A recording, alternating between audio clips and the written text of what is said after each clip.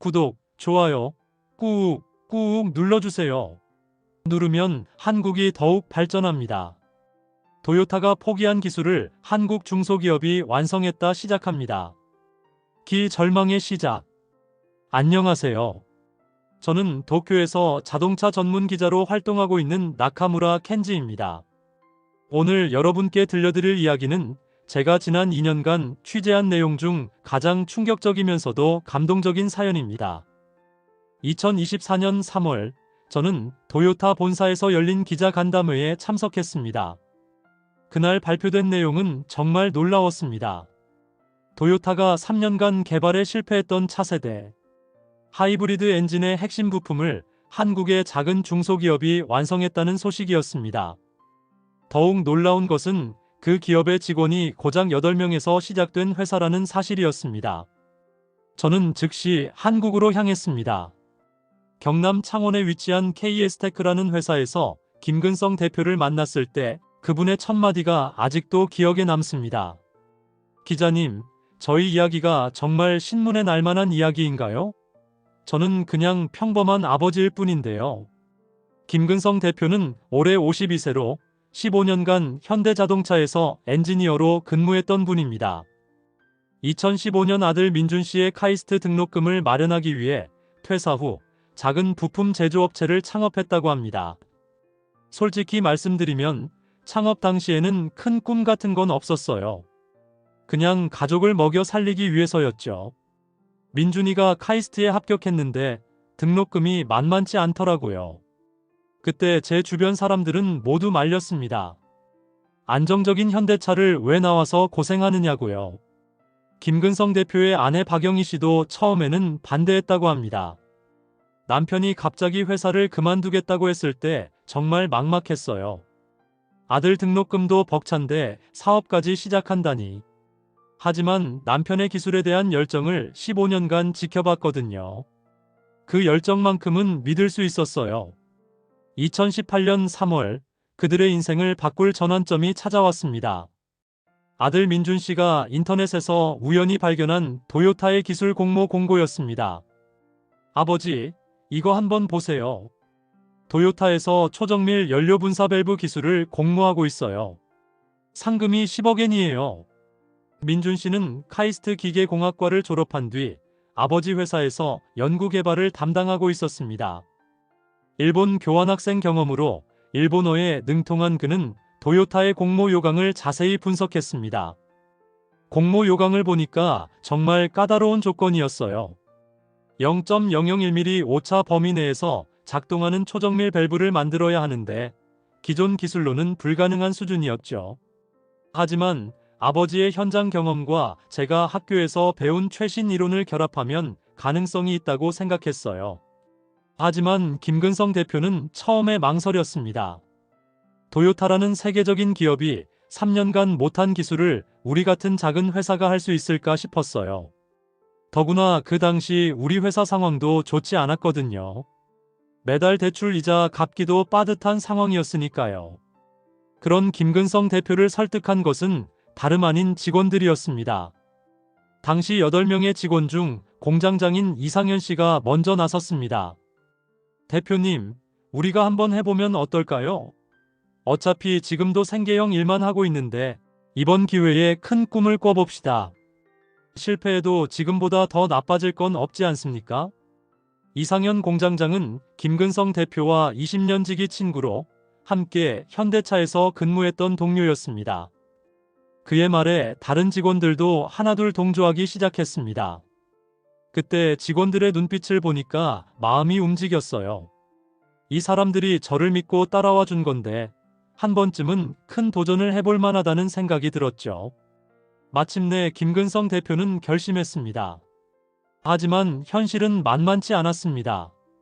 첫 번째 시제품 제작에만 300만 원이 들어갔고 결과는 실패였습니다. 첫 번째 시도에서는 정밀도가 0.005mm 정도 나왔어요. 목표인 0.001mm에는 한참 모자랐죠. 그때 정말 절망적이었습니다. 돈도 다 떨어지고 기술적으로도 막막하고 설상가상으로 그 즈음 회사의 주요 거래처에서 계약을 취소한다는 통보가 들어왔습니다. 거래처에서 요즘 뭔 일만 하느냐? 기본 주문도 제때 못 맞추면서라고 하더라고요. 도요타 프로젝트에 매달리느라 기존 일에 소홀했던 거죠. 그때 아내가 울면서 말하더라고요. 당신 혼자만의 꿈 때문에 가족이 다 망가진다고. 박영희 씨는 그때를 회상하며 눈물을 글썽였습니다. 정말 힘든 시기였어요. 남편은 밤낮 없이 공장에만 있고 집에 오면 피곤해서 말도 제대로 안 하고, 민준이마저 아버지를 도우느라 취업 준비도 못하고 있으니까 정말 막막했죠. 하지만 김근성 대표는 포기할 수 없었습니다. 그때 민준이가 저에게 한 말이 있어요.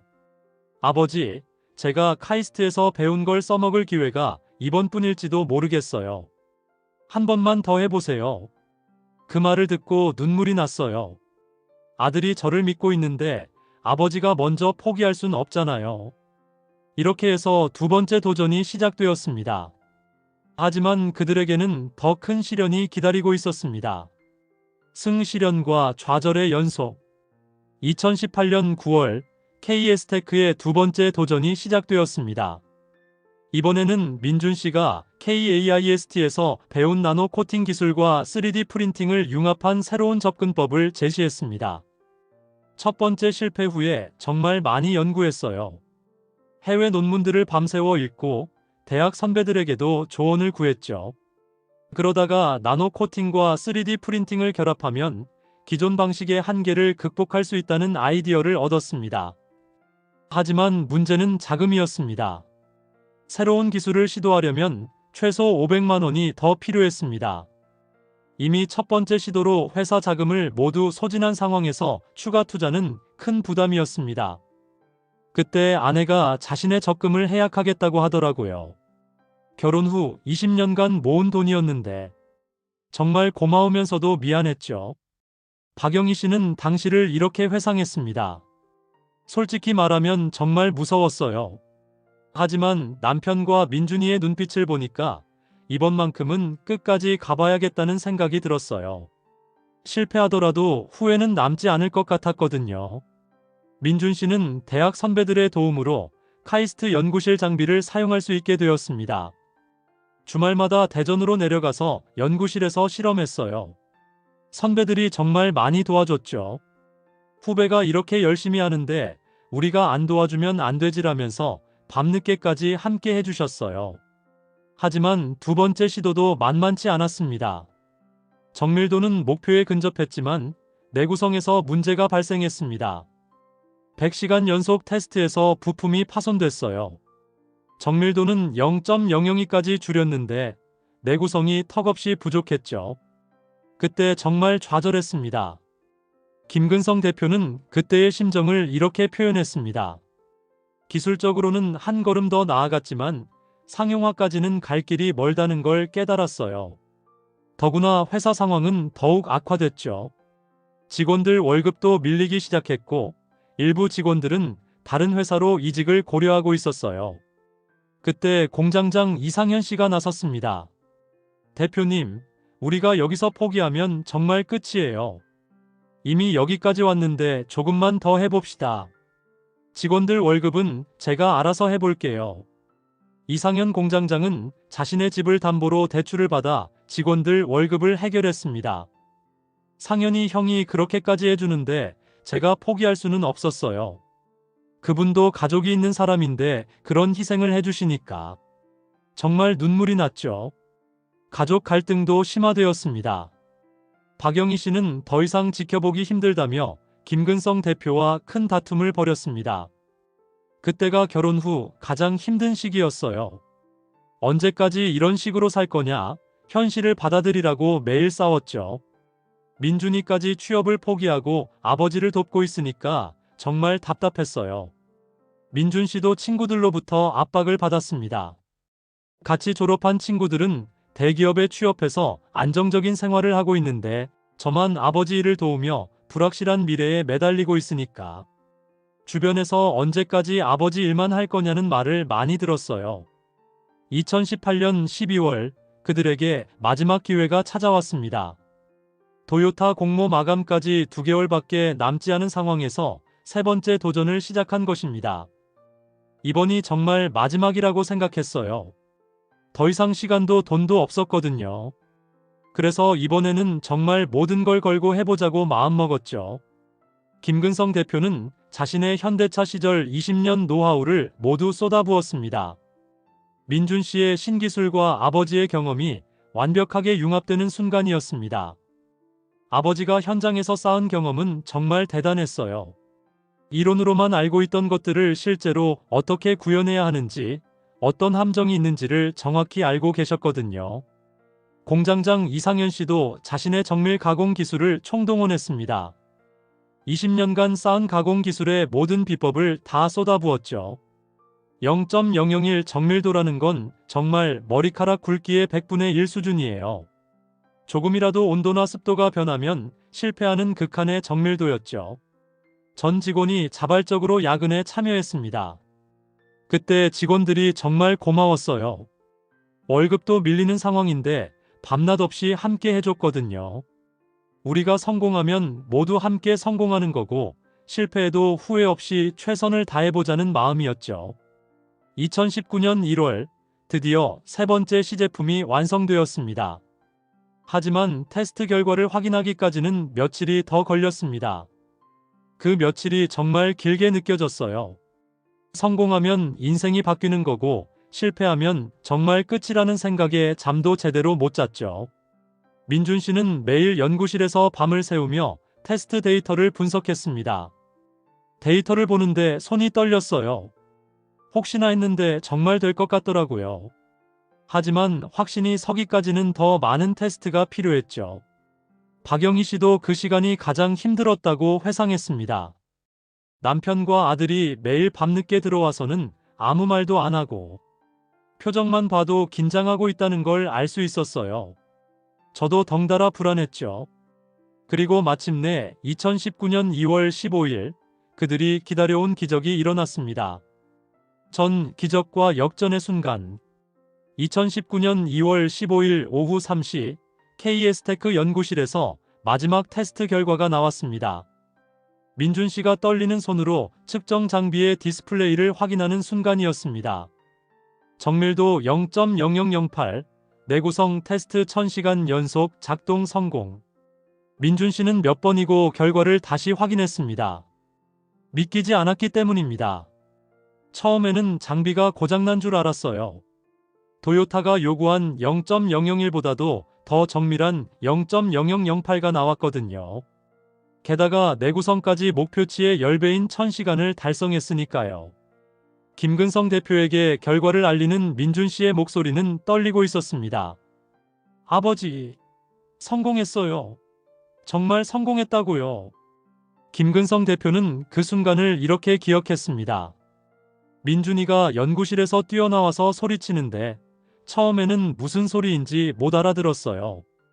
그런데 데이터를 보는 순간 다리에 힘이 빠졌죠. 정말 해낸 거였어요. 공장장 이상현 씨는 결과를 확인하고 주저앉았습니다. 20년간 기계 가공을 해왔지만 이런 정밀도는 처음 봤어요. 정말 우리가 해낸 건지 믿기지 않았죠. 그동안의 고생이 모두 보상받는 느낌이었어요. 박영희 씨는 남편의 전화를 받고 그 자리에서 울음을 터뜨렸습니다. 남편이 전화해서 여보, 우리가 해냈어라고 하는데 목소리가 떨리더라고요. 그동안 얼마나 힘들었는지 알기 때문에 정말 기뻤어요. 동시에 이제 정말 끝났구나라는 안도감도 들었죠. 하지만 진짜 시험은 이제 시작이었습니다. 도요타 본사에 결과를 제출하고 검증을 받는 과정이 남아 있었습니다. 성공했다고 끝이 아니었어요. 도요타에서 직접 검증을 해야 했거든요. 혹시나 우리가 놓친 부분이 있을까봐 정말 걱정됐죠. 2019년 3월 드디어 도요타 본사 방문 날짜가 잡혔습니다. 김근성 대표와 민준 씨는 생애 첫 일본 출장을 떠났습니다. 공항에서 비행기를 타는데 정말 떨렸어요. 지금까지는 우리 연구실에서 테스트한 거잖아요. 도요타 본사에서는 어떤 결과가 나올지 모르니까 불안했죠. 도요타 본사 로비에 들어선 순간 두 사람은 압도되었습니다. 정말 큰 회사더라고요. 로비만 해도 우리 공장보다 컸어요. 이런 거대한 기업이 못한 기술을 우리가 정말 해낸 걸까? 라는 생각이 들었죠. 첫 만남은 도요타 기술개발본부 다나카 히로시 부장과였습니다. 다나카 부장님이 처음에는 정말 의심스러운 표정이었어요. 한국의 중소기업이 우리가 못한 기술을 했다고? 라는 표정이었죠. 민준 씨가 일본어로 직접 프레젠테이션을 진행했습니다. 대학 때 교환학생으로 일본에 있었던 경험이 도움됐어요. 기술적인 내용을 일본어로 설명하는 게 쉽지 않았지만 최대한 정확하게 전달하려고 노력했죠. 김근성 대표는 실제 부품을 가져와 현장에서 직접 시연했습니다. 말보다는 실물을 보여주는 게 낫다고 생각했어요. 그래서 시제품을 가져가서 현장에서 조립하고 작동시켜 보였죠. 다나카 부장의 반응은 극적이었습니다. 처음에는 설마라는 표정이었는데 테스트 결과를 확인하고 나서는 완전히 달라졌어요. 이것은 정말 불가능한 일입니다 라고 하면서 놀라더라고요. 하지만 도요타는 신중했습니다. 즉석에서 기술검증팀을 투입해 48시간 연속 정밀 검증을 실시하기로 했습니다. 그 48시간이 정말 길었어요. 저희는 호텔에서 대기하면서 결과를 기다려야 했거든요. 혹시나 문제가 발생하면 어떻게 하나 싶어서 잠도 제대로 못 잤어요. 기술검증팀의 야마다 유키 팀장은 까다로운 테스트를 진행했습니다. 24시간 연속 정밀도 테스트, 영하 40도에서 영상 80도까지의 극한 온도 테스트, 진동 테스트까지. 정말 혹독한 검증이었어요. 민준 씨는 테스트 과정을 지켜보며 식은땀을 흘렸습니다. 우리가 예상하지 못한 테스트들이 많았어요. 특히 온도 변화 테스트는 정말 걱정됐죠. 우리 연구실에서는 그 정도까지 테스트하지 못했거든요. 48시간 후 드디어 결과 발표 시간이 왔습니다. 야마다 팀장이 회의실에 들어오는 순간 김근성 대표와 민준 씨의 심장은 터질 것 같았습니다. 팀장님이 들어오시는데 표정을 읽을 수가 없었어요. 성공인지 실패인지 정말 숨이 막히는 순간이었죠. 야마다 팀장은 잠시 침묵을 지키다가 입을 열었습니다. KS테크의 기술은 우리가 포기한 목표를 뛰어넘었습니다. 정밀도, 내구성, 양산성 모든 면에서 우리 기준을 초과했습니다. 그 순간 김근성 대표와 민준 씨는 서로를 끌어안았습니다. 정말 믿기지 않았어요. 꿈 같은 일이었죠. 그동안의 고생이 모두 보상받는 순간이었어요. 다나카 부장은 더욱 놀라운 제안을 했습니다. 우리가 여러분에게 기술 라이센스를 요청하고 싶습니다. 그리고 장기 파트너십도 논의하고 싶고요. 이는 역전의 역전이었습니다. 도요타가 한국 중소기업에게 기술 라이센스를 요청하는 전례 없는 일이었습니다. 새로운 시작과 희망. 2019년 4월 KS테크와 도요타 간의 정식 계약 체결식이 열렸습니다. 5년간 독점 공급 계약으로 연 300억 원 규모의 계약이었습니다. 계약서에 사인하는 순간이 정말 꿈 같았어요. 불과 1년 전만 해도 월급도 밀리던 회사였는데 연 300억 원 계약이라니. 아직도 믿기지 않아요. 김근성 대표는 그때의 감격을 이렇게 표현했습니다. 사실 돈보다도 더 중요한 건 인정받았다는 느낌이었어요. 세계 최고 수준의 기업이 우리 기술을 인정해준다는 것, 그것만으로도 충분히 값진 경험이었죠. 창원으로 돌아온 후 KS테크는 급속한 변화를 겪었습니다. 직원 수는 8명에서 85명으로 늘어났고 새 공장 건설도 착수했습니다. 직원 충원이 가장 급했어요. 도요타의 까다로운 품질 기준을 맞추려면 숙련된 기술자들이 필요했거든요. 다행히 좋은 분들이 많이 지원해 주셨어요. 민준 씨는 연구소장으로 취임했습니다. 25세의 나이에 연구소를 이끌게 된 것입니다. 처음에는 부담이 컸어요. 저보다 경험이 많은 선배 연구원들을 이끌어야 했거든요. 하지만 다들 격려해 주시고 도와주셔서 잘 적응할 수 있었어요. 박영희 씨는 이제 회사 격리를 넘어 경영지원실장으로 승진했습니다. 급격히 커진 회사를 관리하는 게 쉽지 않았어요. 하지만 그동안 힘들었던 시간들을 생각하면 지금의 행복한 고민들이 감사하죠. 6개월 후 도요타 본사에서 예상치 못한 편지가 도착했습니다.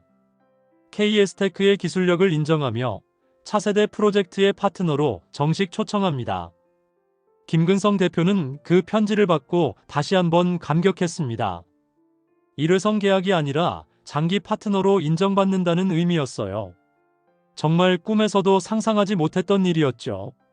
더욱 놀라운 일은 계속 이어졌습니다.